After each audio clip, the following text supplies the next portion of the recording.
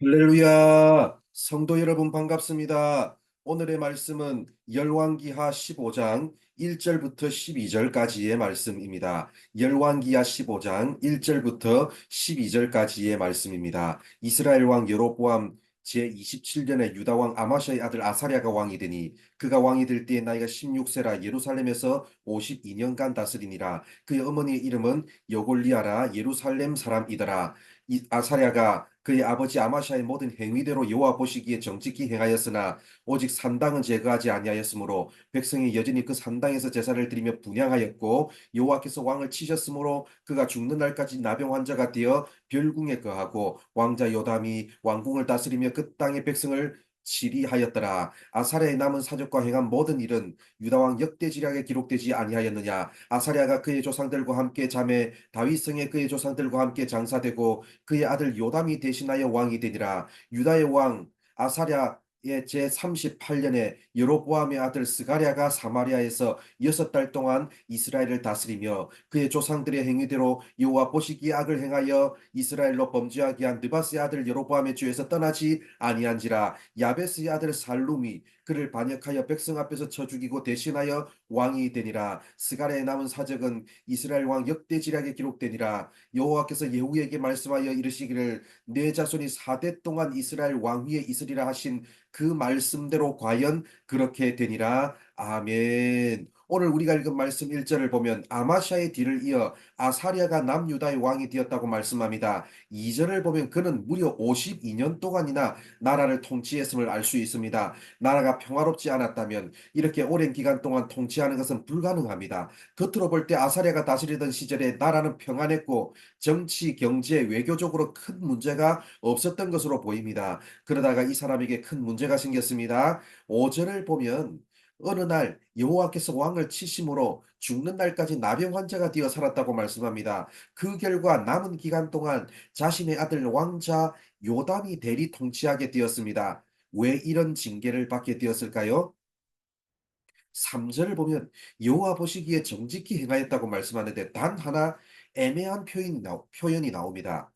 그의 아버지 아마샤의 모든 행위대로입니다. 아마샤도 한때 여호와 보시기에 정직히 행했던 왕이었습니다. 아들 아사랴도 아버지처럼 한때 여호와 보시기에 정직히 행하였습니다. 그리고 4절에서 보는 것처럼 산당을 제거하지 않아서 백성들이 올바른 예배를 드리지 못하도록 방치했었는데 이것은 아버지 때도 그랬기 때문에 아들 아사랴도 아버지의 한계를 그대로 답습했습니다. 또한 오늘 말씀에는 안 나오지만 역대하 26장을 보면 그가 직접 성전에 들어가서 분향하는 바람에 나병에 걸렸음을 지적합니다. 그러므로 한때 여호와 보시기에 정직히 행하였다가 나중에 다윗처럼 되고 싶은 욕심에 결국 치욕스러운 패배를 당하고 말았던 그 아마샤처럼 아들 아사랴도 한때 여호와 보시기에 정직히 행하였지만 나라가 평안한 것이 자기가 정치를 잘해서 된 것인 줄 알고 하나님의 말씀을 무시하고 성전에서까지 자신의 권위를 드러내려 하다가 하나님의 징계를 받고 말았습니다. 8절을 보면 여로보암 2세의 아들 스가랴가 북이스라엘의 왕이 되었다고 말씀합니다. 그러나 9절을 보면 스가랴도 북이스라엘 다른 왕들처럼 여로보암의 죄에서 떠나지 않고 여전히 여호와 보시기에 악을 행하였다고 말씀합니다. 그 결과 10절을 보면 살룸이 쿠데타를 일으켜서 스가랴를 죽이고 왕이 되었다고 말씀합니다. 이로써 예후 왕조는 멸망하게 되었습니다. 사실 북이스라엘의 경우에는 계속해서 쿠데타가 일어나면서 왕조가 바뀌었습니다. 그런데 예후 때부터는 쿠데타가 일어나지 않고 한동안 왕조가 지속되었습니다. 특별히 어제 우리가 살펴보았던 여로보암 2세 때는 나라가 크게 번영하기도 했습니다. 그 예후 왕조가 스가랴 때까지 계속되었습니다. 그러나 살룸이 쿠데타를 일으키면서 예후 왕조는 그야말로 갑자기 망해버렸습니다. 사실 이것은 갑자기 망한 것이 아닙니다. 그동안 여로보암 2세 시절에 활동하던 호세아와 아모스는 하나님이 이스라엘을 무너뜨리실 것을 경고하면서 회개를 촉구했습니다. 그럼에도 불구하고 북이스라엘은 경제적인 번영에 도취되어서 여전히 여로보암의 길, 여호와 보시기에 악을 행하는 길을 떠나지 않았습니다. 결국 12절에서 보는 것처럼 예후에게 약속하셨던 4대까지의 기간이 끝났기 때문에 심판이 더 이상 미루어질 이유도 없었습니다. 갑자기 망한 것이 아니라 선지자를 통해서 지속적으로 하나님의 말씀을 들었음에도 불구하고 말씀에 순종하지 않았기 때문입니다. 북이스라엘의 예후 왕조의 멸망도 그랬고 아사랴도 갑자기 심판을 받은 것이 아니라 어느새 교만한 마음에 사로잡혀서 말씀에 순종하지 않은 결과 심판을 받게 되었습니다. 사랑하는 성도 여러분, 우리는 갑자기 어떤 일을 당했다고 생각하지만 갑자기 일어나는 일은 없습니다.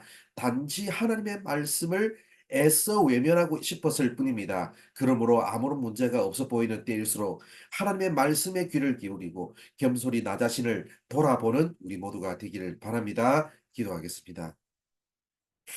하나님 감사합니다. 오늘 이렇게 우리를 사랑하여 주셔서 부족한 우리들에게 말씀해 주셔서 감사드립니다. 아버지 하나님, 하나님께서 언제나 말씀하고 계심을 우리가 기억하면서 갑자기 일어나는 일은 없음을 기억하고 아무런 일이 없는 때일수록 더욱더 겸손히 우리 자신을 돌아보면서 하나님의 말씀에 귀를 기울일 수 있는 우리 모든 성도들 되게 하여 주옵소서. 오늘 하루의 삶도 하나님께서 이끄시고 인도하여 주실 줄 믿사오며 예수님의 이름으로 기도드립니다. 아멘.